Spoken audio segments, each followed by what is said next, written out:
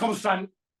Ustedes saben que este programa lo dedico a hablar con gente que escribe libros y por eso quiero más bien hablar de algo que creo que todos sabemos. Este señor que está a mi lado, con el que alguna vez tuve, cuando yo vivía en Estados Unidos, suerte de saludar y de tomarnos un café ahí en la Habana de Miami y de conversar. Que no es lo Ah, mismo. por, porque, lo, porque lo cuenta en el libro, porque creo que la historia del libro es tu vida en donde el día que decidiste, por muchas razones, y no fue fácil, irte a otro país, y lo que has construido en ese país para ti, Jorge, ¿no? Para ti, para tu familia, para tu oficio y para la gente que te ve todos los días, que son millones, y para la gente que te representa. Es la historia de esa construcción de ser humano en lo que te tocó, ¿no? ¿O no?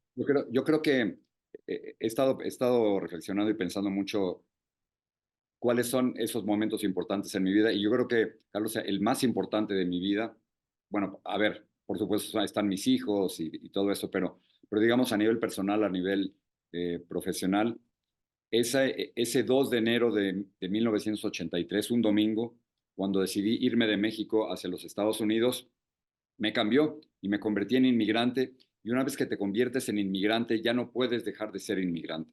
Constantemente, a ti no te pasa, pero los que nos fuimos, bueno, sí, también te pasa.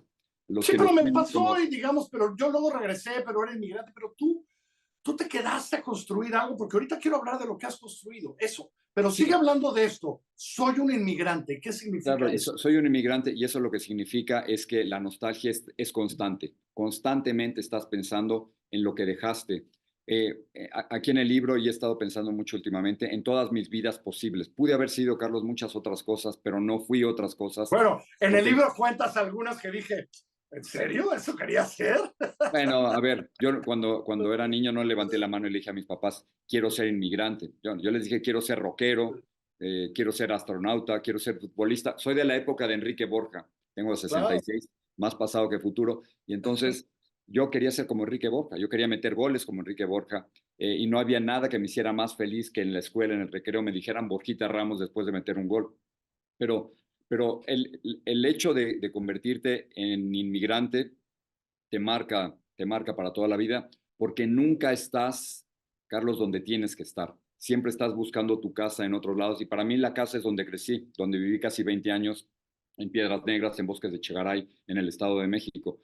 Pero lo que ocurre es que también estás sin raíces. Hace unos años me peleé con un candidato presidencial que ahora quiere volver a ser presidente y que me dijo, Sí, go no le back está to yendo your... mal, ¿eh? Por cierto, a ese, ¿eh? Claro, claro. Y ese Donald Trump dijo, go back to Univision, pero esa es una frase hecha en inglés que en realidad lo que quiere decir es lárgate de aquí. Él lo que me está diciendo es lárgate de los Estados Unidos, este no es tu país. Y para muchos estadounidenses, no soy estadounidense a pesar de tener también pasaporte americano, pero me ¿Todavía pasa, hoy? ¿Todavía sí, hoy? claro, todavía. O sea, además hablo en inglés con acento, me comunico bien, puedo hacer entrevistas en inglés, todo eso, pero hay muchos estadounidenses que no me consideran americano por no haber nacido ahí, por ser un inmigrante. Pero quizás tan doloroso o más doloroso, Carlos, es que en México muchos no me consideran mexicano. Creen que porque me fui soy un traidor, al igual que los, ¿cuántos? 10, 11, 12 millones de mexicanos nacidos en México que vivimos en el exterior. Así que eso es duro. Estaba checando X hace unas horas para la presentación de mi libro este martes, etcétera, y todo eso. Y algunos dicen, no, él es un traidor, no hay que escucharlo. Él ha criticado a López Obrador por la violencia, etcétera, pero no hay que escucharlo. Entonces, en un buen día eres de dos países, Carlos, pero en un mal día no eres de ninguno. Pero eres de ese otro país, don Jorge. Yo creo que, a ver, fue tu decisión porque era donde había chamba y etcétera, que fue Los Ángeles, pero en aquellos años, pues Los Ángeles no tenía, a ver, Los Ángeles era lo que era. Otras comunidades no tenían tantos migrantes, no tal. Y creo que tuviste mucha suerte en llegar a ese lugar donde ya había una comunidad construida, que fuiste, te metiste, la conociste, Sí. te metiste a ver cuáles eran sus líos. A la fecha dice, no, yo quiero que ese señor me comunique. Eso es otro país. pero es un país que importa, es una comunidad que importa, más allá de que no tengan un, ¿no? De Claro. que nadie tenga A ver, un pasaporte que diga, pues sí, yo nací aquí, pero ahora vivo aquí, entonces mi pasaporte debería ser dos colores. Es una bueno, comunidad como si y fuera un no es país. eso, y si le añades la historia de México, por supuesto que California era ¿Verdad? parte de México y sigue siendo muy mexicana. Yo me sentí muy abrazado, muy querido en Los Ángeles, y, pero cuando yo llegué a Los Ángeles había 15 millones de latinos viviendo en los Estados Unidos. Ahora somos más de 65 millones. O sea, lo que me tocó, Carlos, fue estar al tope de esa ola migratoria que empezó a crecer, a crecer, a crecer. Al principio era casi imposible encontrar gente en las entrevistas que te hablaran español, y ahora en Los Ángeles y en Miami y en Chicago y en Nueva York se habla español perfectamente. Me da risa cuando voy a los restaurantes, un restaurante italiano o francés o japonés. Todos los cocineros, los principales cocineros, todos son mexicanos o todos son latinos. Lo que está ocurriendo en Estados Unidos es maravilloso. Hay una diversificación tal que para el año 2044 todos vamos a ser una minoría.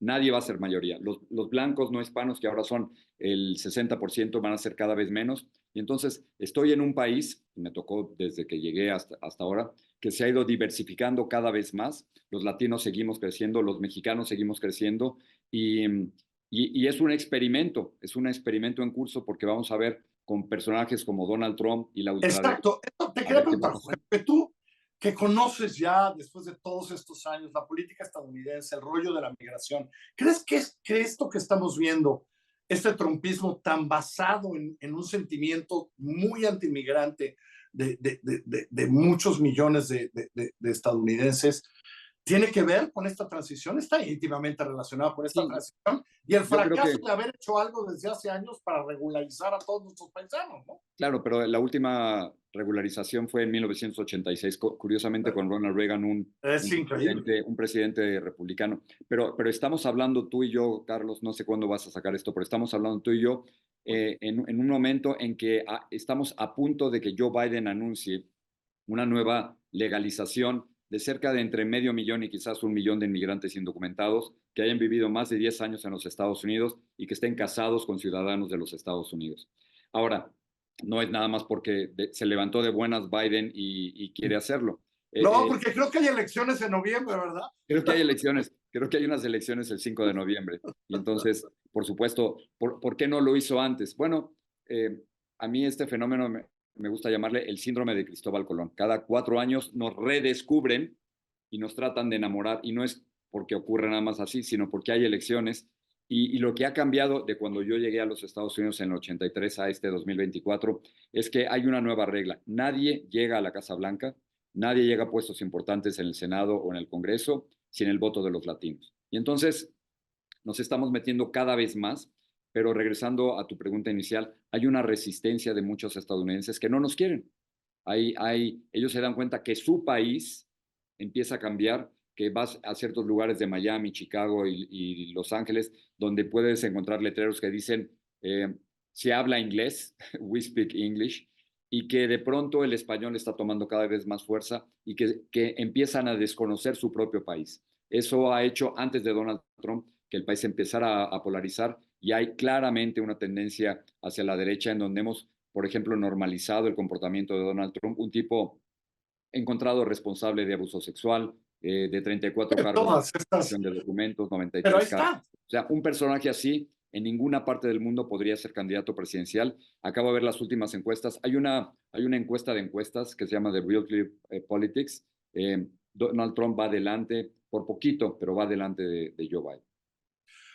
En el libro me gustó mucho que pusiste algunos momentos periodísticos y viajes y cosas que viste, y me encantó que hablaras de ese momento eh, y después hablaras de todo lo otro que has vivido, porque son tus dos Casi países, me son muero, tus dos Carlos. Casi me muero. identidades, casi te mueres, ¿no? Lo que pasó en el Chichonal es que era mi segundo o tercer reportaje para la televisión. Yo no era, nadie me conocía, nadie le importaba y eso. Y entonces yo quise demostrar que podía ser un buen reportero. Entonces rentamos un auto, me fui con el camarógrafo y el sonidista que antes se usaba, y fuimos manejando. Era un carro automático, y nos fuimos acercando cada vez más al volcán, al volcán, al volcán, y tú sabes perfectamente, es un volcán no de lava, sino de cenizas, y de pronto veíamos 30 centímetros, medio centímetro de cenizas, 1 metro de cenizas, nosotros seguíamos ahí hasta que el carro se echó a perder. Y esto por mi estupidez de tratar de demostrar que yo podía ser un buen reportero y podía llegar a los lugares de peligro. Y claro, estuvimos a cientos de metros de la falda del volcán, pero era imposible y peligrosísimo. Y gracias a un grupo de campesinos con sus burros y sus animales que lograron darle vuelta al carro y empujando el carro fuimos saliendo. Tuvimos luego que dejar el carro y empezamos a caminar y nos salvamos. Pero fue una de esas primeras Me, veces que casi pierdo la vida por eso. me encantó que contaras eso, que yo creo que es algo que la gente tiene que leer, esas experiencias tuyas de joven, y luego viajando por el mundo y haciéndolo como el principal periodista de habla hispana en Estados Unidos y en muchas partes del mundo. Jorge, a ver, si gana Trump, el movimiento anti-inmigrante y anti-nosotros va a tener momentos muy intensos en los próximos años. Van a ser años complicados para un periodista Yo creo como que tú sí. y la comunidad, ¿no? Cuéntame cómo ves eso. ¿Cómo Bueno, ves lo primero es una advertencia. Claudia Sheinbaum, cuidado, ¿no? Porque No va a ser independientemente fácil. sí, independientemente de quién gane, ya sea que gane Donald Trump o gane Joe Biden, hay una enorme presión en los Estados Unidos, en la frontera, para expulsar a todos los inmigrantes que ellos no quieren. Entonces, veamos el panorama Sheinbaum-Trump. Trump ha dicho, bueno, nos ha insultado, dice que somos criminales y violadores, ha dicho que estamos envenenando la sangre de los Estados Unidos utilizando una frase muy parecida a que usaron los nazis durante la Segunda Guerra Mundial. Ha prometido crear campamentos de indocumentados dentro de los Estados Unidos, ha prometido la mayor campaña de deportación en la historia de los Estados Unidos. Entonces, si en esa época se deportó a 1 millón, ¿a cuántos quiere deportar Donald Trump? Y entonces México no tiene una política migratoria, Carlos. México lo que tiene es No, un principio con López Obrador de atacar las causas en los lugares donde expulsan inmigrantes, pero la política migratoria de México ha sido reaccionar a lo que quiere Estados Unidos. Que ahí les van los inmigrantes, ahí les van. pero Entonces, México es el bueno, muro, la lo policía único que importa, migratoria y la sala de espera de Estados Unidos. presidenta, tengan cuidado. ¿Sí? Vayan a comprar el libro, lo hemos puesto a lo largo del programa. Hoy martes lo presentó. Jorge, te mando un abrazo, felicidades, gracias, fue un Gracias por placer. todo. Te lo agradezco tanto. Pónganse a leer el libro de Jorge Ramos.